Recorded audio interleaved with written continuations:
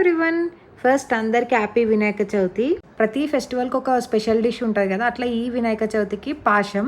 మేమైతే పాశం అనే అంటాము, మరి మీరేమంటారో కమెంట్ సెక్షన్లో కమెంట్ చేయండి. నేనైతే ఇది ఫస్ట్ టైం చేస్తున్నా, సో మీ అందరితో కూడా షేర్ చేసుకుందామని. టేస్ట్ మాత్రం సూపర్ వచ్చింది. బెల్లం మీ టేస్ట్కి తగ్గట్టు, ఎండు కొబ్బరి, డ్రై ఫ్రూట్స్ అండ్ తాడుకలు, గోధుమ పిండితో చేసాం ఇవి, అండ్ నెయ్యి.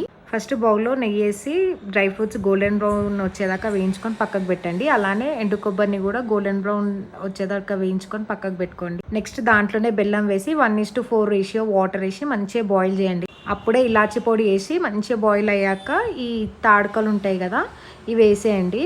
ఇవైతే మంచిగా ఉడకాలన్నమాట. ఎంత ఉడకాలి అంటే తీసుకొని చేయితో ఇలా స్మాష్ చేస్తే స్మాష్ అయిపోవాలి, అంత ఉడకాలి. దాని తర్వాత ఒక కప్లో గోధుమ పిండి ఇంకా వాటర్ వేసి ఉండలు లేకుండా కలిపి దీంట్లో వేసి మిక్స్ చేసేయడమే. మన కన్సిస్టెన్సీ మంచిగా వచ్చింది అన్నప్పుడు డ్రై ఫ్రూట్స్ వేసి మిక్స్